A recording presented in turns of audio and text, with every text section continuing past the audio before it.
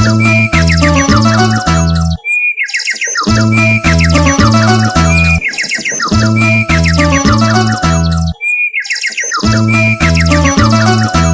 शांति छोटे। ओम शांति भैया। छोटे, आज की मुरली से बहुत कुछ सीखना है। आज बाबा ने बहुत सारी बातें कही है, तुम्हें याद है? हाँ भैया, आज तो बाबा ने सहनशीलता के बारे में कहा है भैया। आज बाबा ने बड़ी महत्वपूर्ण बात कही है जो मुझ में तो बिल्कुल भी नहीं है। बाबा ने कहा है सहनशील बनो, निंदा स्तुति जय पराजय सब में समान बनना है भैया।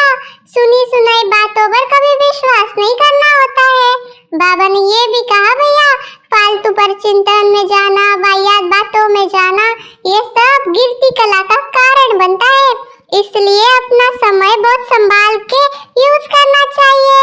हाँ छोटे, तो आज बाबा ने और बहुत सारी बातें कही है। बाबा ने कहा कि बच्चों को अभी स्मृति है कि हमको बाप मिला है, बाबा हमें याद कर रहा है। अभी रावण राज्य चल रहा है, इसलिए बहुत दुख है।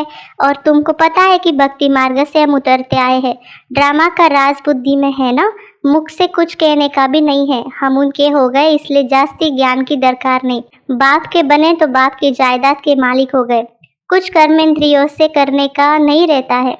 बाबा ने कहा हम बच्चों को कि जैसे तीर्थ क्षेत्र पर जाते थे, मंदिर में जाते थे, सब जगह भारत के लिए तीर्थ और अथाह मंदिर घूम सकते हैं ना। अगर घूमे भी तो कुछ मिलता नहीं है।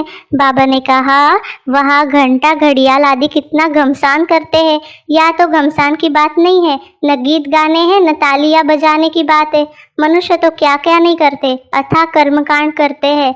लेकिन बाबा ने कहा तुमको सिर्फ बच्चों को क्या करना है, बाप को याद करना है। हाँ भैया, मंदिरों में तो ताली बजाते, कीर्तन करते, गाते हैं, ड्रम बजाते, घंटा बजाते हैं, बहुत आवाज होता है।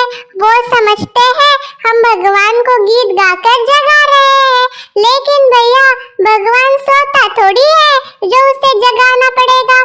अगर वो सो गया ना भैया तो सारी दुनिया ही उथल पुथल हो जाएंगी। लोग इतना भी नहीं समझते भैया। भारत में रात होती है तो विदेश में थोड़ी रात होती है। एक देश में रात होती है, दूसरे देश में दिन होता है। तो वो भी तो भगवान को याद करते हैं ना भैया। तो भगवान कैसे सोएगा? सृष्टि पर रात और दिन होता है, ऊपर तो नहीं होता।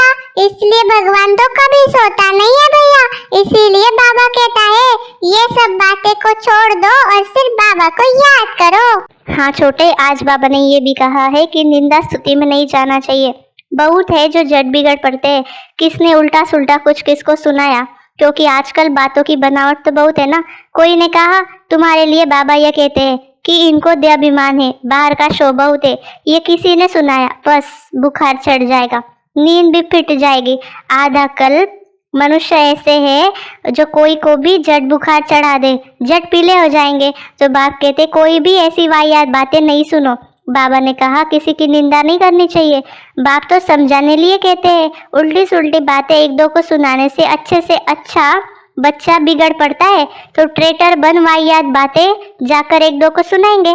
भक्ति मार्ग में जैसे कहानियां हैं। इसीलिए बाबा ने कहा बच्चों फालतू देहाभिमान में नहीं आओ, फालतू पर चिंतन नहीं करो। बाबा के सिवाय किसी की बात नहीं सुनना है, इस बात पर पक्का कर लो।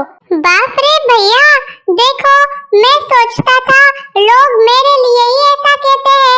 मेरे दोस्त दूसरे को बताते हैं उसने तुम्हारे लिए बुरा बोला, ऐसा बोला, जो मैंने बोला ही नहीं होता। और बोला भी होता है तो अच्छे भाव से, लेकिन एक दूसरे को चुगली करके धूर्तपना करते हैं भैया। और दूतीपना का वजह से संबंध बिगाड़ देते हैं और फिर झगड़ा हो जाता है। बाप रे भैया, मुझे तो पता ही नहीं था कि ये बाबा के लिए भी होता है। अगर बाबा बच्चे के लिए कुछ अच्छा सोचते हैं तो लोग उसके बारे में, बाबा के बारे में भी दूसरे को बताते हैं कि आपके लिए बाबा ने बुरा कहा। तो भैया, तो भगवान के लिए ऐसे कह सकते तो हम तो मनुष्य हैं, हमारे लिए तो कहेंगे ही। तो आज से तो मुझे टेंशन ही खत्म हो गया। कोई कुछ भी कहे, हम अपने मार्ग पे चलते रहना चाहिए। हाँ छोटे, एकदम सही। तो बाबा ने कहा कि खिटखिट नहीं होना चाहिए, युक्ति से चलना है, आपस में एक दूसरे को प्यार से समझाना है। विनाश नजदीक खड़ा है ना, तो बाबा ने कहा देवताएं कभी प्याज लहसुन नहीं खाती थी, इसलिए तुम भी खा नहीं सकते हो। तुम भी राय देते हो कि यह सब छोड़ो, ये ऐसी चीजें हम नहीं खाते हैं। दैवी गुण सिखलाने वाला बाबा ही है। तो बाबा ने हम बच्चों को कहा अभी इम्तिहान के दिन नज़दीक आते हैं तो बच्चे खुद भी पढ़ना शुरू कर देते हैं, क्योंकि अभी तुमको पास होना है। किस सब्जेक्ट में हम ढीले हैं, एक मार्क्स कम लेंगे, यह सब मिलाकर पास हो जाएंगे, ऐसी जांच करनी चाहिए। बाबा ने कहा हमारे में क्या कमी है, मैं बहुत मीठा बना हूँ या प्यार से चलता हूँ, ये सब चेक करना चाहिए। और बाबा ने कहा कि जैसे मनुष्य अच्छे बुरे तो होते ही है, पोजीशन ऊंचा नीचा होता ही है, सन्यासी भी नंबरवार है, कोई भीख मांगते, कोई को सब पाव पड़ते हैं। तो बाबा ने कहा ये फर्क तो सब में ही रहता है, जितना हो सके सबसे प्यार से काम लो। बच्चे बहुत तंग करते तो आजकल के बच्चे ऐसे ही है, प्यार से उनको समझाओ। कृष्ण की चंचलता दिखाते हैं ना, उनको रस्सी से बांधते थे, तो इसीलिए जितना हो सके प्यार से समझाना, या जो हल्की सजा है। बाबा ने बच्चों के लिए कहा है छोटे बेचारे अबोध है, अनजान है, समय ऐसा है, बाहर का संग दोष है, इसलिए उन पर भी दया करनी होती है। अरे वाह मेरा बाबा, आज बाबा ने बोला है भैया छोटे बच्चों को सजा नहीं देनी है, डांटना भी नहीं है, प्यार से समझाना है। ये बात आज मम्मी को तो पढ़कर सुनाऊंगा, बार बार सुनाऊंगा, ताकि वो मुझे डांटे ही नहीं और बाबा की बात को सुन ले। ये तो बहुत अच्छी बात कही है भैया, आज तो मैं खुश हो गया। हाँ छोटे, तो बाबा ने आज बच्चों को ये भी कहा है जैसे आशिक और माशूक एक दूसरे को कितना याद करते हैं, प्यार करते हैं, वैसे हम बच्चों को भी बहुत प्यार से बाबा को याद करना है। बाबा ने कहा मैं गारंटी करता हूँ कि तुम बच्चों को कल्प कल्प आकर पावन बनाऊंगा। इसलिए बाबा ने कहा नॉलेज को बुद्धि में अच्छे से बिठाना है और अच्छा रिजल्ट लेके आना है, हर सब्जेक्ट में पास होना है। समझे छोटे क्या करना है? हाँ भैया समझ गया। आज तो बाबा ने हम बच्चों को कहा है नॉलेज को धारण करो, मीठा बनो, प्यार से रहो, संबंधों में टकराव नहीं होना चाहिए, सहनशील बनो, सुनी सुनाई बातों को दिल पे नहीं लेना है, वो वाहियात बातें छोड़ देनी है।